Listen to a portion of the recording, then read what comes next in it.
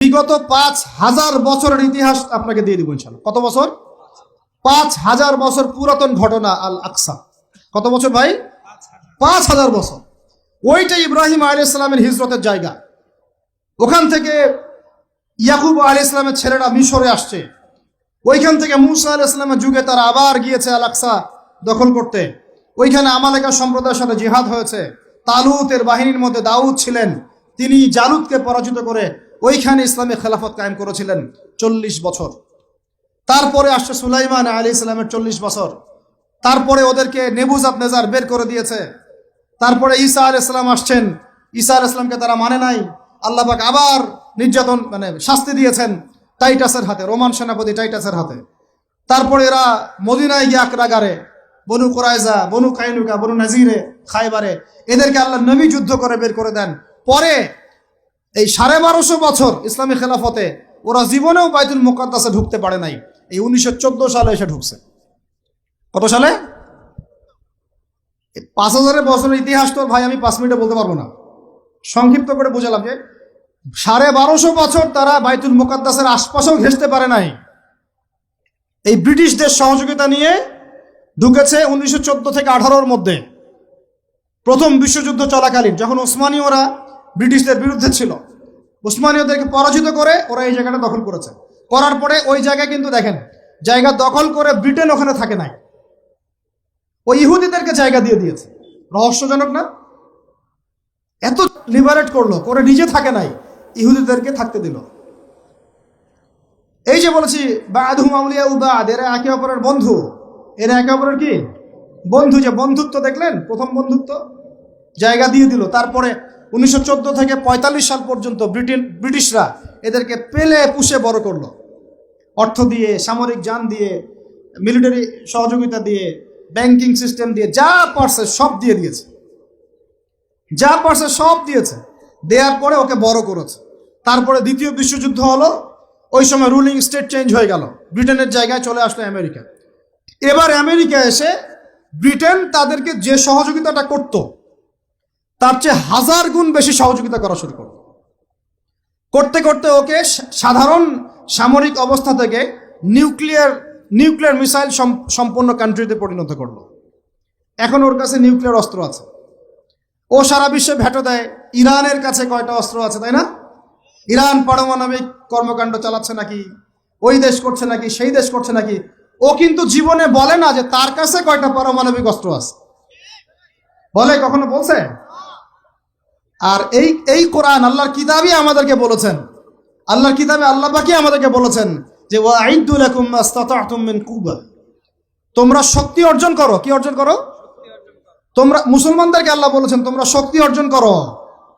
শক্তি অর্জন করলে কি হবে? তুরহিবুনা বিহি আদুওয়াল্লাহি ওয়া আদুওয়াকুম, তোমরা আল্লাহর দুশমন এবং তোমাদের দুশমনদেরকে ভয় দেখাতে পারবা। এই যুগে পারমাণবিক অস্ত্র ছাড়া কোনো রাষ্ট্রকে কেউ ভয় করে না। ভয় করে? ওই আয়াতের উপরে আমল মুসলমানরা আমরা করতে পারি নাই, আমল করেছে ইসরায়েল। বুঝাতে পারলাম না? বুঝাতে পারি নাই মনে হয়। এই আয়াতের উপরে আমরা আমল করতে পারিনি এখনো, আমল করেছে কারা? ও শত শত পারমাণবিক অস্ত্র তৈরি করে রেখে দিয়েছে। বাংকার তৈরি করা আছে, বাংকার, যে অচিরেই যদি সারা বিশ্ব জুড়ে একটা তৃতীয় বিশ্বযুদ্ধ লেগে যায় এবং পারমাণবিক অস্ত্র প্রয়োগ করা শুরু হয়, ও যেন বাংকারের নিচে, মাটির নিচে ১০০ ফিট, ২০০ ফিট, ৩০০ ফিট, ৫০০ ফিট নিচে গিয়ে লুকাতে পারে। আর আমরা এখন কিসে পড়ে আছি জানেন? আলুর মধ্যে আল্লাহ নাম পাওয়া গেছে, গরুর কলিজায় কালিমা পাওয়া গেছে।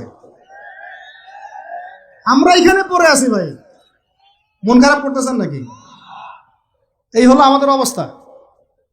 কি একটা অবস্থা! আমরা পড়ে আছি এখনো কলা নিয়ে। কলা মানে রাস্তাঘাটে আমরা বের হব হনুমানের মূর্তি নিয়ে, বানরের মূর্তি নিয়ে, দেখেন নাই? সাপ নিয়ে, ব্যাঙ নিয়ে, পেঁচা নিয়ে। এগুলো হচ্ছে আমাদের সায়েন্স অ্যান্ড টেকনোলজি, প্রযুক্তির অগ্রগতি, তাই না ভাই? আজ পর্যন্ত আমরা কয়টা অ্যাপস তৈরি করতে পারলাম, কয়টা সফটওয়্যার তৈরি করতে পারলাম, কয়টা মিসাইল তৈরি করতে পারলাম। আমাদের আকাশ, এই পুরো আকাশ, আমার কথা রাগ করে না, আমি কারো দুশমন না, জাস্ট আমি আমার জায়গা থেকে অ্যাজ এ নাগরিক কথা বলছি। আমাদের দেশের আকাশ সুরক্ষিত না। সুরক্ষিত না, 100% সুরক্ষিত না। আপনাদের খবরই নাই। আর ইসরায়েলের আকাশ, আপনি মারবেন কোন মিসাইল, ওর আয়রন ডোম রেডি করে রাখছে, আকাশেই আপনার মিসাইল ধ্বংস করে রেখে দিবে। যে কাজগুলো আমাদের করা দরকার, আল্লাহ পাক আমাদেরকে করতে বলছেন এই কিতাবের মধ্যে, যে তোমরা ওয়াইদ্দু লাকুম মাসতাতাতুম মিন কুওয়া, সাধ্যমতো শক্তি অর্জন করো তোমরা। কাদেরকে বলছেন? আমাদের হিন্দু ভাইদেরকে, ইহুদিদেরকে, খ্রিস্টানদেরকে, বৌদ্ধদেরকে। কিন্তু পুরো বিশ্বের হিন্দু ভাইরা, বৌদ্ধরা, ভাই বলছি আমি, আদম সন্তান তো তারা নাকি, ওই সেন্সে বলছি আর কি। হিন্দু সম্প্রদায়, বৌদ্ধ সম্প্রদায়, চাইনিজদের বৌদ্ধ সম্প্রদায়, রাশিয়ান, আমেরিকান, ন্যাটোদের এই খ্রিস্টান সম্প্রদায়, ইহুদি সম্প্রদায়, ওরা সবাই এই আয়াতের উপর আমল করে দেখিয়ে দিয়েছে। আর আমরা বললাম পড়ে আছে কিসে ভাই? ওই যে আমিনটা জোরে হবে, নাচতে হবে। হাতটা আমি এখানে বাঁধবো না, এখানে বাঁধবো না, এইখানে বাঁধবো না, এইখানে বাঁধবো। আর কিছু মানুষের ওয়াজের টপিক এইগুলা, মানে ইখতলাফি মাসআলাগুলোকে নিয়ে বাহাস করতে চায়। আরে ভাই, যেগুলাতে ইখতলাফ আছে মাসআলায়, সেগুলো নিয়ে তো বাহাস হয় না। এটা তো ইখতলাফি মাসআলা, ফিকহি ইখতলাফি মাসআলা, এটারও দলিল আছে, দেখা যাবে এটারও দলিল আছে। কোনোটার খুব বেশি শক্ত, কোনোটার একটু কম, কোনোটা একটু জয়ীফ, কোনোটা একটু জাল, বা কোনোটা হাসান, বা কোনোটা মুতাওয়াতির পর্যায়ে, এরকমই হবে হয়তো। আমরা পড়ে আছি এইখানে। কিছু মানুষকে আমার এটা বুঝতে 10 বছর লাগছে। কিছু মানুষকে সমাজে লেলিয়ে দেওয়া হয়েছে, লাগিয়ে দেওয়া হয়েছে বাংলাদেশের মুসলমানকে এগুলোতে ব্যস্ত রাখার জন্য। তোমাদের চোখ খুলো, তোমরা দরজা খুলো, যুবক ভাইরা তোমরা চোখ খুলো, কলবের দরজা খুলো, বড়রা আপনারা চোখ খুলেন। এদেরকে লাগিয়ে দেওয়া হয়েছে মুসলমানদের মধ্যে এই সিলি বিষয়গুলোকে নিয়ে দ্বন্দ্ব সৃষ্টি করার জন্য। এগুলো নিয়ে মসজিদ ভাগ করে ফেলতেছে, মাদ্রাসা ভাগ করে ফেলতেছে। ফরজ ঐক্য নষ্ট করে হলেও মুস্তাহাব প্রতিষ্ঠা করতে হবে। ফরজ ঐক্য নষ্ট করে হলেও মুস্তাহাব প্রতিষ্ঠা করতে যাচ্ছে। কি একটা অবস্থা, বলেন ইন্না লিল্লাহি ওয়া ইন্না ইলাইহি রাজিউন।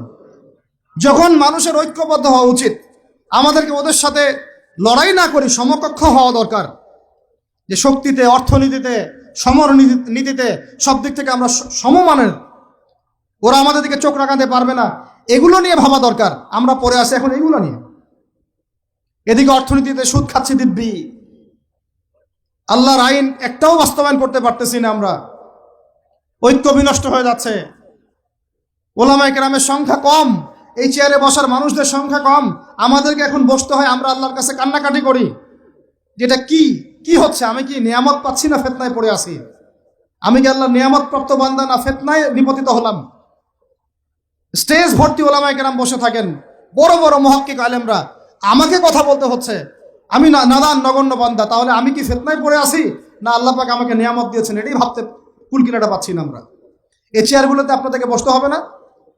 শুধু কি আলেম ওলামারাই দায়িত্ব পালন করবেন? আপনাদেরকে পড়াশোনা করতে হবে না?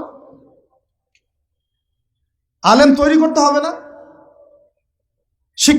শিক্ষা নিচ্ছেন, প্রথমেই বললাম 20 বছর পড়তেছেন, কোরআনের বালাই নাই, হাদিসের বালাই নাই, নৈতিকতার বালাই নাই, মেয়েদের সাথে ফ্রি মিক্সিং, অ্যাফেয়ার্স, হারাম relation, PUBG, free fire, TikTok, এইগুলাই। তো এই জেনারেশনটাকে দিয়ে আমি কেমন করে দিন প্রতিষ্ঠার দিকে কথা বলতে পারি? আমার কথা রাগ করতেছে নাকি ভাই?